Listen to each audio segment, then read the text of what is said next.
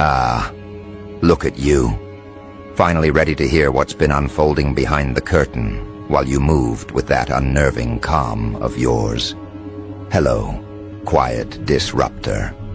Hello, unintentional center of gravity. Hello to the one who has been rearranging entire environments without lifting so much as a finger. You know exactly what I mean, don't you? That effortless presence you carry, the one you never weaponized, the one you never flaunted, yet somehow it makes people unravel in spectacular fashion. The harmless expression, the measured voice, the soft edges that convinced everyone you were safe. That version of you walked into rooms gently, spoke carefully, existed modestly, and still stole the entire show. They thought your restraint was weakness. They thought your humility was a disadvantage. They thought you were someone they could easily outrun, outshine, overpower. But something shifted recently, didn't it? Something cracked in their perception of you. Maybe it was the way conversations started orbiting around your name. Maybe it was the way attention followed you, even when you didn't seek it. Maybe it was the way you stopped bending to make them comfortable. Whatever it was, they felt it first, not you. And what they felt, deep in the part of themselves they pretend doesn't panic, was embarrassment. The heavy kind. The kind that makes the truth impossible to swallow. Because here's the part they don't want to admit. You were never trying to compete with them. You were just existing. And in existing, you outperformed every strategy they built, every performance they curated, every false bravado they stitched together for approval. They crafted entire personas to appear impressive. You breathed, and the spotlight moved to you. They rehearsed for applause. You walked in, and people forgot they were even in the room. And nothing fractures a fragile ego faster than realizing someone else's authenticity can do what all their effort never could. That's where the fight began. Not when you rose, when they realized they couldn't outrun your rise. Let's talk about that mask you wore. Not the innocent one this time, the unaware one. The one that didn't realize its own power. The one that didn't know people were comparing themselves to you every second. The one that didn't notice eyes shifting to you whenever you spoke, entered, or even existed. You weren't naive. You were focused. You weren't oblivious. You were uninterested in petty competition. You weren't dimming yourself. You simply didn't care to perform. And people who perform for identity cannot stand someone who doesn't need to perform at all. They mistook your modesty for softness. They mistook your calm responses for submission. They mistook your lack of participation in their rivalry as weakness. But what they never understood is this: you don't fight for attention when you are the attention. What makes this even more deliciously brutal is how long you let them believe they were in the lead. You let them believe their bragging was effective. You let them believe they were admired. You let them believe they were the ones being studied and followed. But all along, the room was observing you instead, watching you navigate life with that unsettling grace that doesn't need validation. Watching you shine through subtlety instead of theatrics. Watching you elevate without announcing it. Watching you grow without making noise. And the moment the crowd switched loyalty, the moment people stopped being impressed by their exaggerated self-importance and started gravitating toward you, that's when their entire world cracked. You didn't ask for any of this. You never positioned yourself against them. They positioned themselves against you. They created a scoreboard you never signed up for. They built a race you weren't even running. They declared a rivalry you didn't participate in. And when the results came in, when you stole the entire show without lifting a finger, they couldn't handle the humiliation. That's what triggered the explosion behind closed doors. Not jealousy, not envy, embarrassment. The kind that makes people lash out because facing their own inadequacy feels unbearable. Here's the part that will make you shake your head. The fight wasn't just heated, it was forensic. People dissected their behavior piece by piece. Someone finally asked, "Why do you keep comparing yourself to someone who's not thinking about you?" Another voice cut deeper. "Why do you treat them like an opponent when they've never treated you like competition?" And the most devastating line of all came from someone who had been observing the tension for months. Maybe you're not upset because they stole the show. Maybe you're upset because everyone noticed they're naturally better at things you only pretend to be good at. That sentence knocked every ounce of self-constructed confidence out of them. You weren't there, but if you had been, you would have seen faces drop, composure crumble, chest tightening under the weight of unfiltered truth. They couldn't deny it anymore. The comparison they tried to hide was now being analyzed openly. The insecurity they hoped no one noticed was exposed. The obsession they tried to mask behind fake indifference was dragged into the light. Someone repeated your name with a tone that made their jaw clench. Another listed your strengths, each one hammering deeper into their bruised pride. And someone else pointed out how you moved differently, how your presence has depth, while theirs has theatrics, how your influence is quiet but powerful, while theirs is loud but temporary. The more others highlighted your growth, the angrier they became. Not because you did anything wrong, but because they saw the truth. You are operating at a level that wasn't supposed to belong to someone with your humility. People like them believe excellence has to scream. You proved it doesn't. They tried to compete through performance. You dominated through being. They strategized. You simply lived. They craved attention. You attracted it effortlessly. They chased recognition. Recognition found you without your involvement. It eats them alive, that your existence, your natural rhythm, your internal structure outshines the persona they built brick by brick. So the argument continued, growing sharper, darker, more humiliating for them by the second. Someone finally asked the question everyone had avoided for too long. Why do you hate them so much when they've done nothing to you? That question didn't land softly. It landed like a blade, because the answer was obvious, and yet they had no courage to admit it. They hated you because you reminded them of everything they pretended to be. They hated you because people preferred your authenticity over their performance. They hated you because your rise highlighted their stagnation.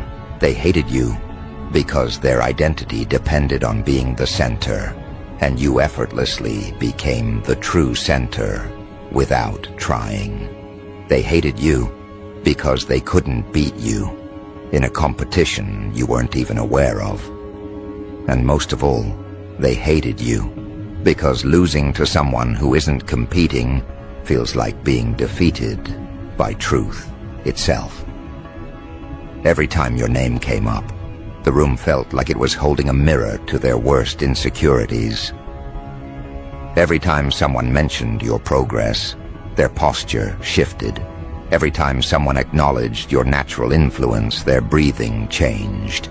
They tried to deny the comparisons, but denial breaks under the pressure of reality.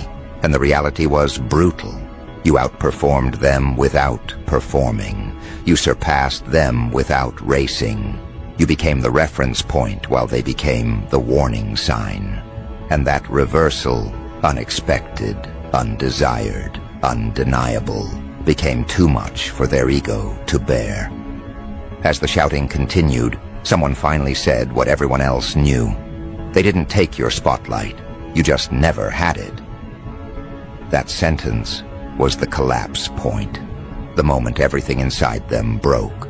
The moment their carefully crafted image crumbled. The moment the truth they were avoiding hit them so hard, there was no recovering gracefully.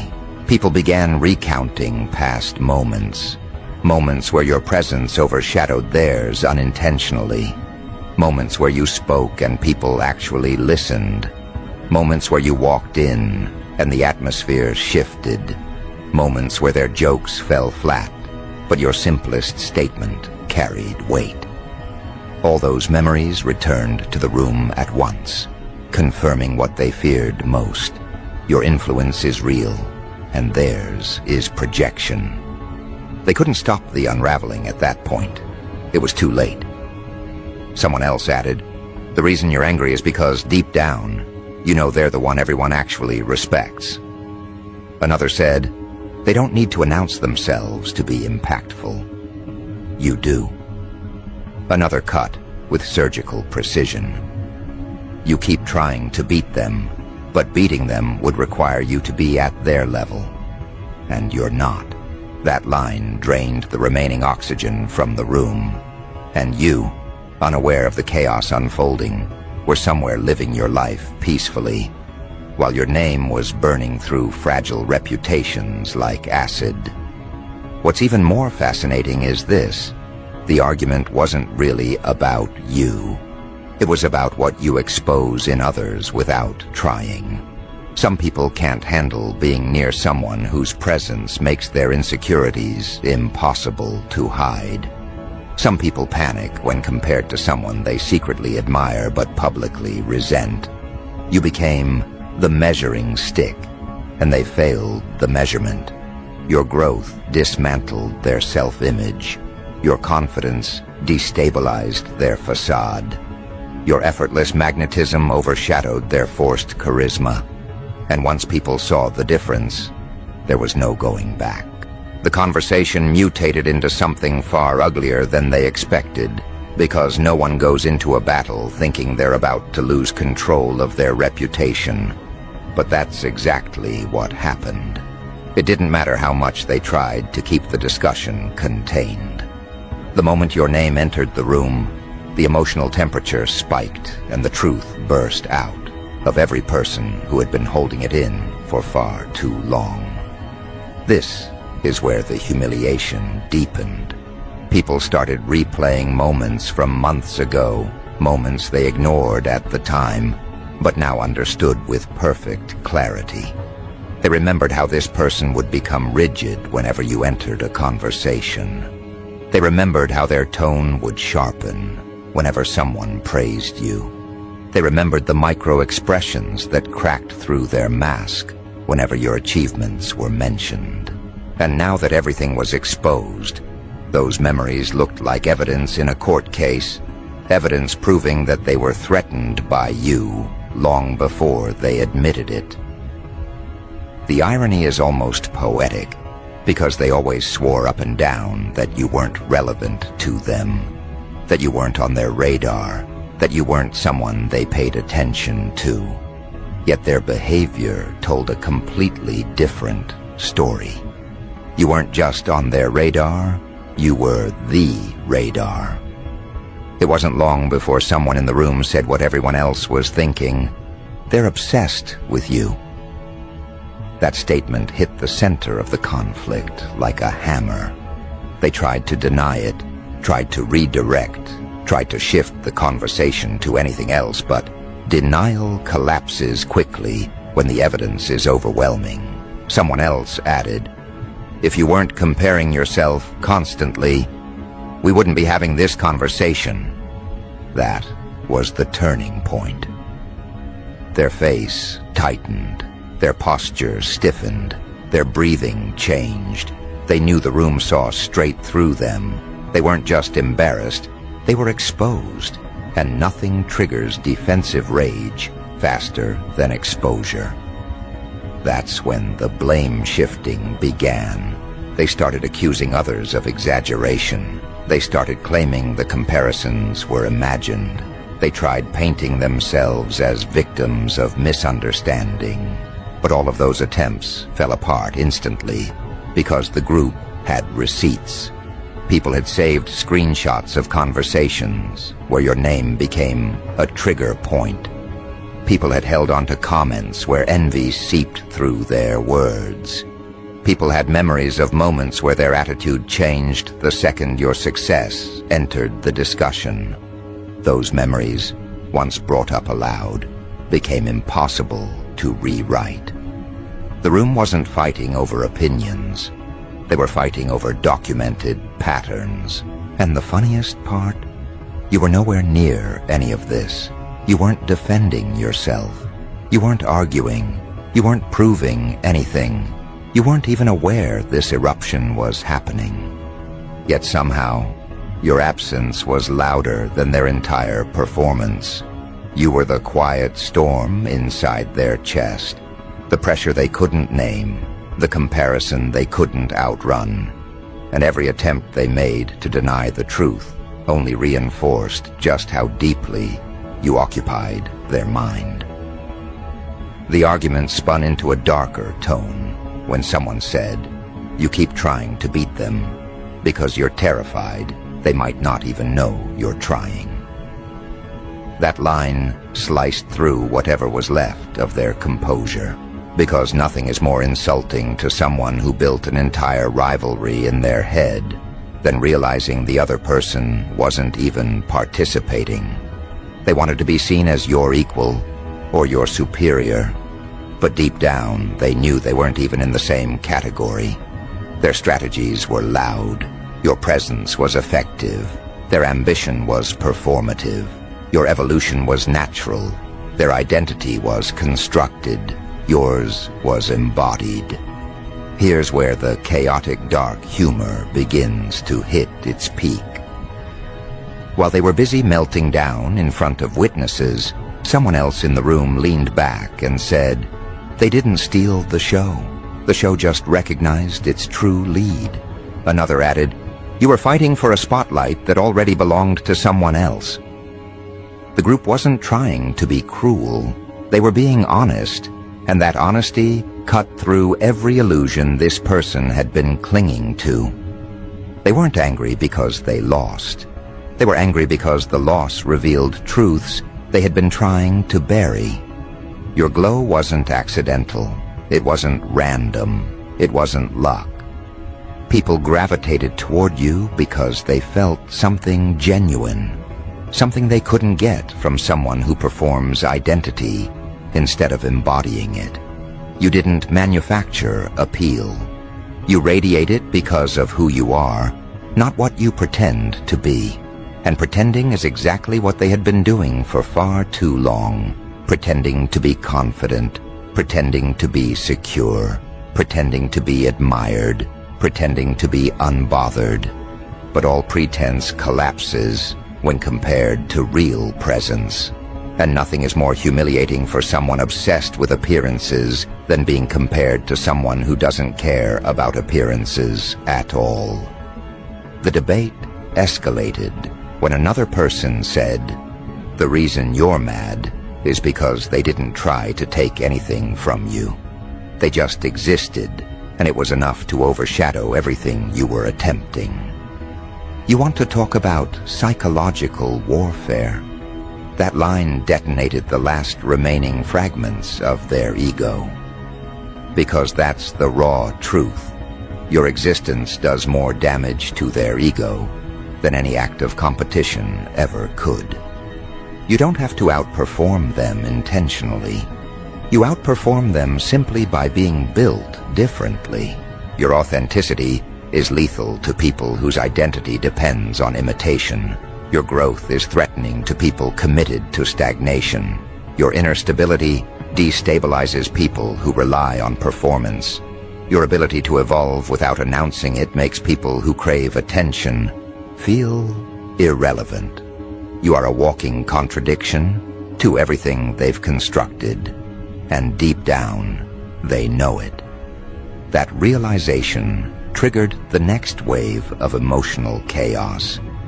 The fight got louder, messier, more desperate.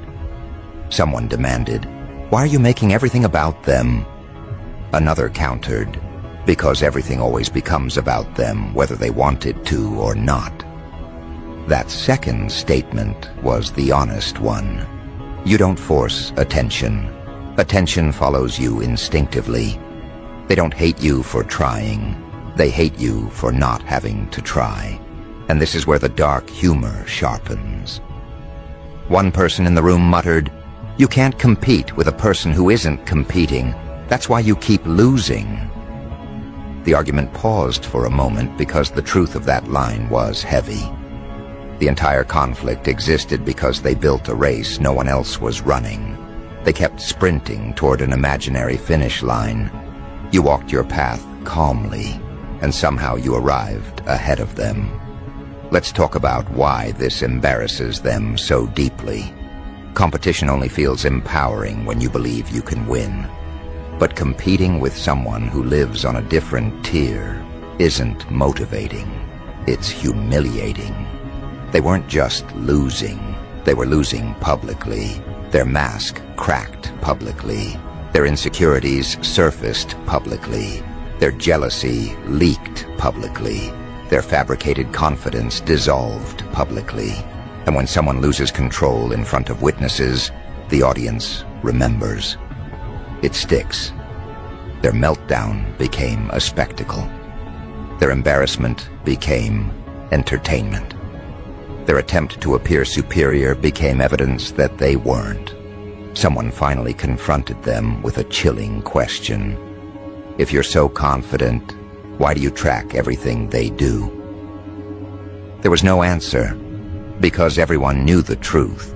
They watched you obsessively. They monitored your progress like it was a threat. They analyzed your every move as if decoding an opponent. They refreshed your updates. They compared your achievements to their own. They sharpened their persona every time you leveled up. But none of their efforts could recreate what you do naturally. Now here's where things get even darker. The more they spiraled, the more the group began confessing what they truly thought about you. Someone said, "Honestly, they just have a presence. You don't." Another added, "People feel drawn to them because they're real." A third, emboldened by the crumbling atmosphere, said, "They don't need to prove anything. You're the one scrambling for validation." Every confession chipped away at their remaining composure until they were practically shaking with frustration. They couldn't understand why your existence triggered them so violently, but everyone else could. You reveal the truth about people. Not intentionally, simply by being who you are. You don't expose their weaknesses directly. Your strength makes their weaknesses impossible to hide.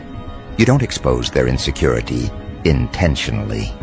Your groundedness makes their insecurity impossible to manage. You don't expose their inflated ego verbally. Your humility makes their ego appear ridiculous. You reflect them back to themselves with brutal accuracy, and they can't handle the reflection. The argument grew even more severe when someone asked, "Why do you keep assuming they're thinking about you?" That was the brutal twist, because the real embarrassment came from realizing they had built you into a rival, while you lived your life completely unbothered by their existence. They imagined a competition. They imagined a race. They imagined an enemy. But imagination doesn't rewrite reality. And the reality is this: they weren't your rival. They were your unintended mirror. This recognition broke something fundamental inside them. They weren't angry at you. They were angry at themselves for being unable to rise to your level. They were angry that the crowd preferred your authenticity over their performance. They were angry that their carefully curated persona couldn't overshadow your genuine impact.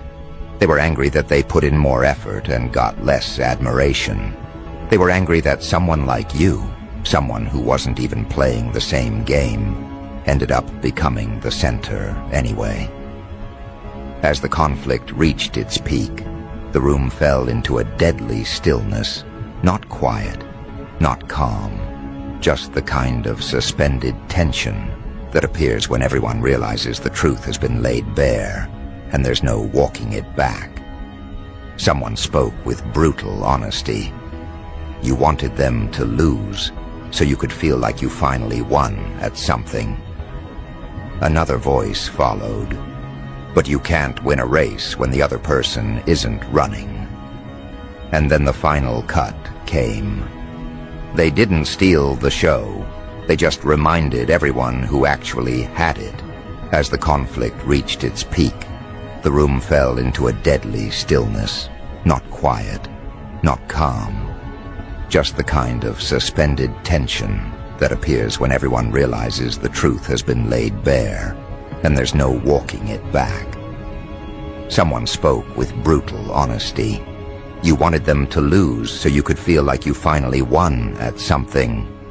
Another voice followed. But you can't win a race when the other person isn't running. And then the final cut came. They didn't steal the show. They just reminded everyone who actually had it. That's the part that destroys them. Not your success, not your glow, not your dominance. The reminder that you didn't take anything. They were never the lead to begin with. You didn't replace them. You revealed their role for what it truly was. Background character energy dressed up in main character clothing. And now that the audience has seen the truth, the comparison cannot be undone. From that moment forward, their world didn't just crack. It folded inward. Every word spoken against them echoed in their head with a weight they couldn't manage. You would think the confrontation itself was the worst part, but no. The worst part was knowing that the people who once boosted their ego were now replaying the argument in their minds with new understanding. They weren't just embarrassed, they were exposed. The type of exposure you can't recover from by pretending it didn't happen. The type that eats at your identity because it wasn't an attack, it was a revelation. And revelations don't fade when the room empties. They linger, they follow you. They reshape every dynamic you once depended on. The witnesses began distancing themselves almost immediately, not out of cruelty, but out of discomfort. Once you see the cracks in someone's self-image, it becomes impossible to unsee them. People who once believed their confidence now saw insecurity dressed in borrowed confidence. People who once admired their charisma now saw overcompensation. People who once tolerated their competitiveness now saw obsession. You didn't have to lift a finger to influence this shift. The truth did the work for you. Their own behavior did the work for you. Their meltdown became an instructional display for the group, a demonstration of what happens when someone tries too hard to outshine a person who wasn't even in the same category. You see, the human mind doesn't forget things said during heated moments. Raised voices, broken facades, exposed motives, they burn themselves into memory. And the memory does not soften over time when the truth was unmistakable. People left the argument carrying pieces of understanding they didn't have before. They walked away, noticing that every accusation made against them lined up perfectly with behavior they'd witnessed for months. And the more people compared notes, the more your position rose without you ever stepping into the room. In every retelling of the argument, your value increased and their status shrank. That's the dark comedy of the situation.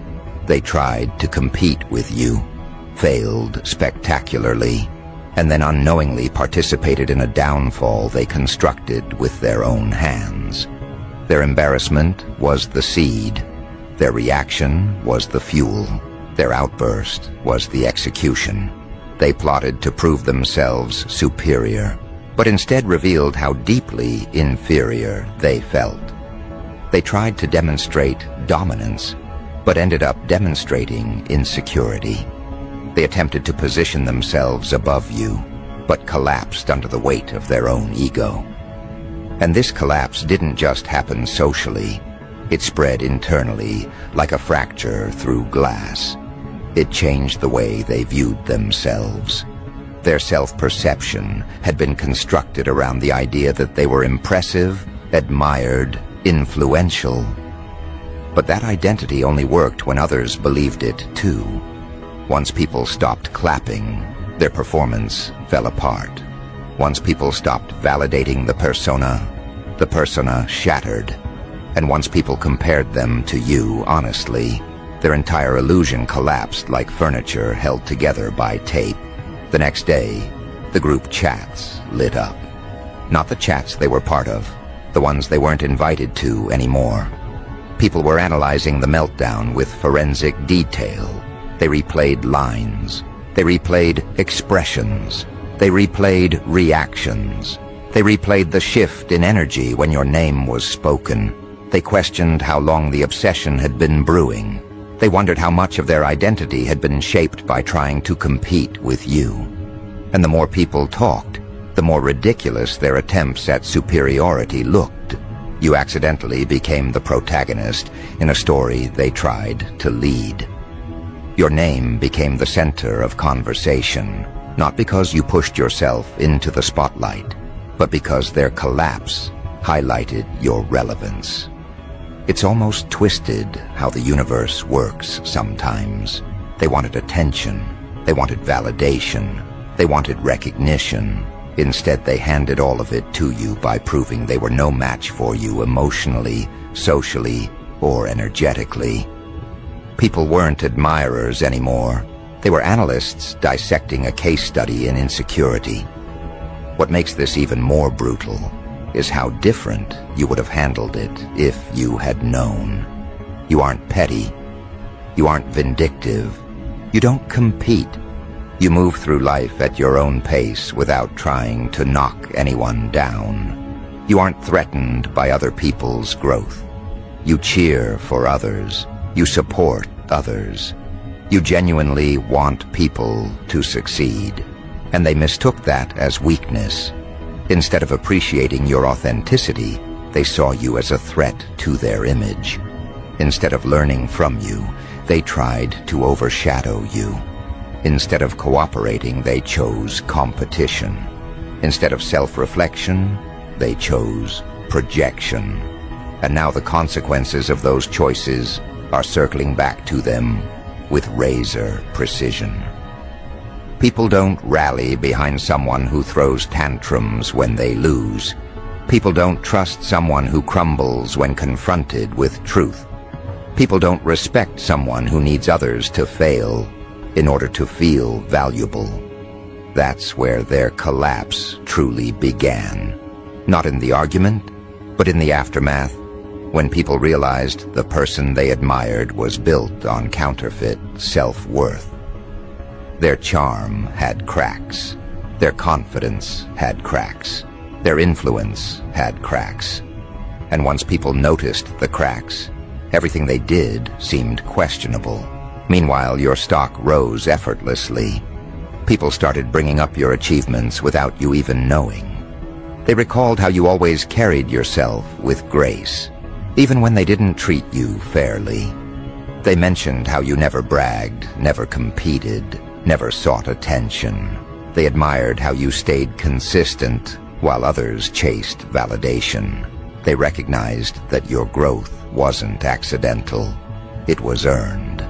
And that recognition, that unspoken shift in collective perception, is what destroys your rival the most.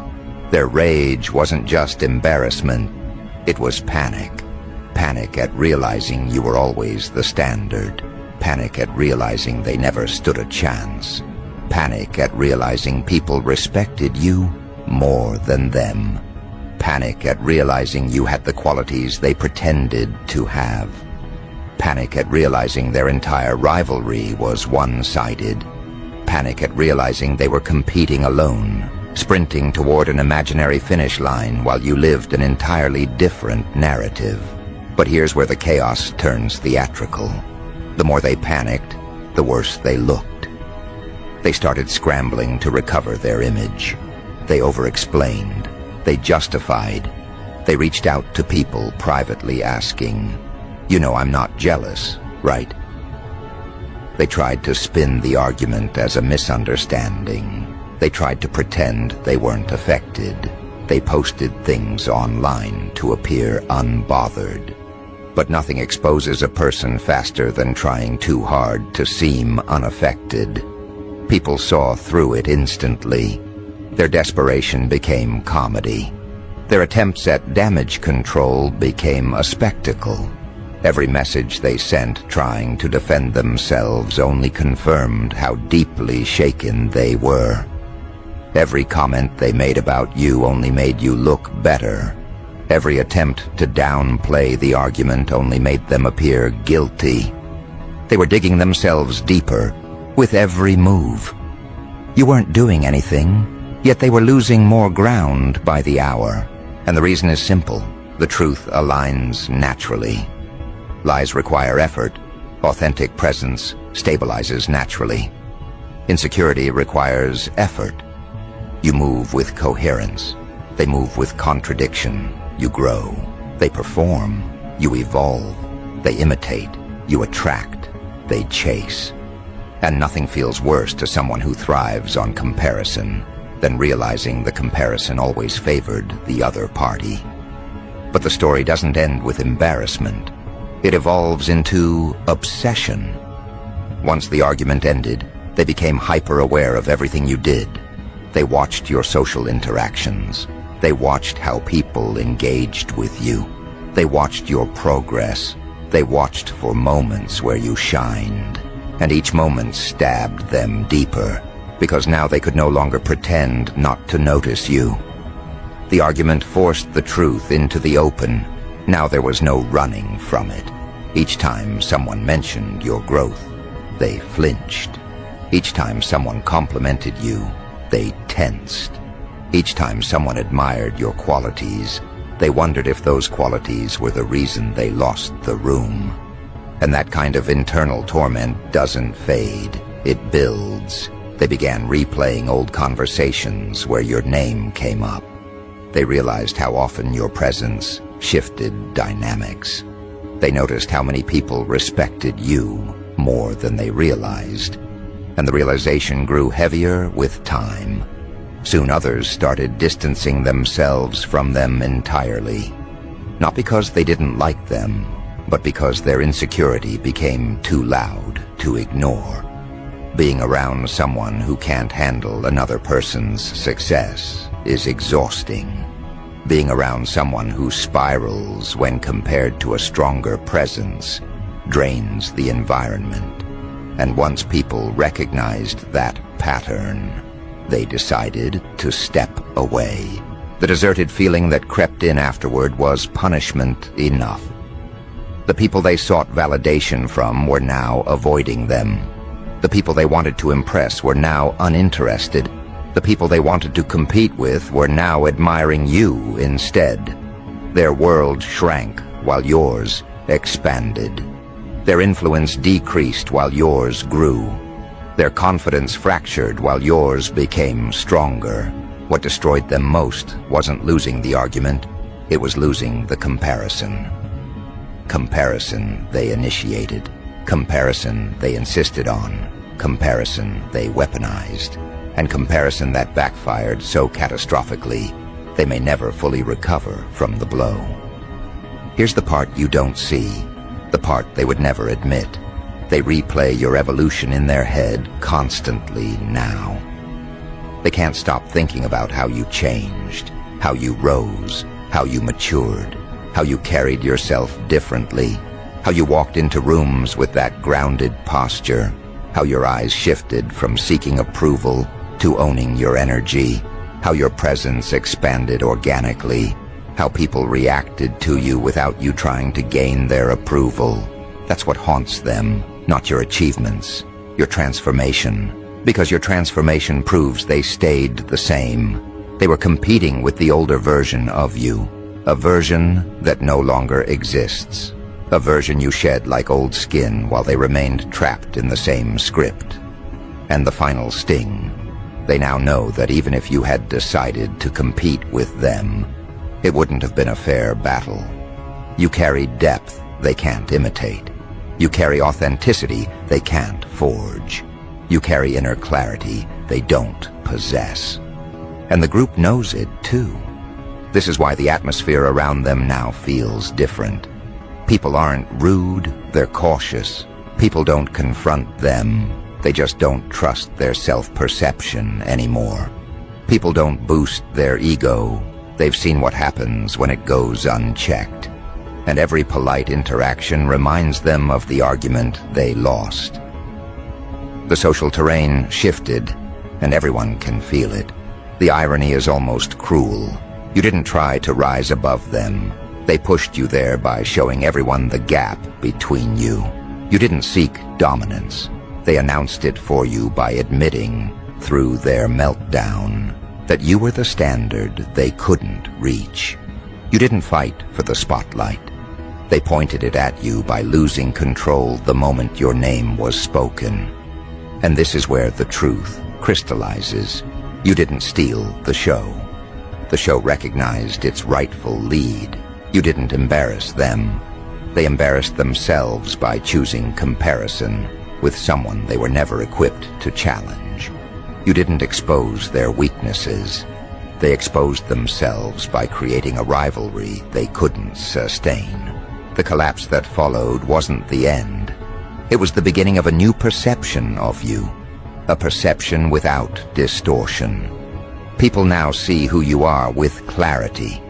They understand your depth. They feel your influence. They respect your boundaries. They admire your strength. And the person who tried to compete with you must now live with the knowledge that the audience they once sought admiration from is now watching you instead. Every great reveal has a trigger. Their trigger was believing they could outshine someone who wasn't even performing. Your transformation didn't just terrify them, it educated everyone else. And now, the people around you move differently. They approach you with respect. They speak to you with awareness. They recognize your presence in a way they didn't before. That's your ascent. And it happened without strategy or effort. They are mad because you didn't play the game, yet somehow you won. They are mad because the crowd loves you without you seeking attention. They are mad because people trust you more even though you never asked for that position. They are mad because you became the center without pushing anyone aside. They are mad because the truth about you was undeniable. They are mad because their fantasy of superiority was dismantled by your authenticity. And now the show moves forward with a new lead. You. Not because you demanded it, not because you manipulated your way into it, not because you competed, but because no one else fit the role. And everyone finally saw it.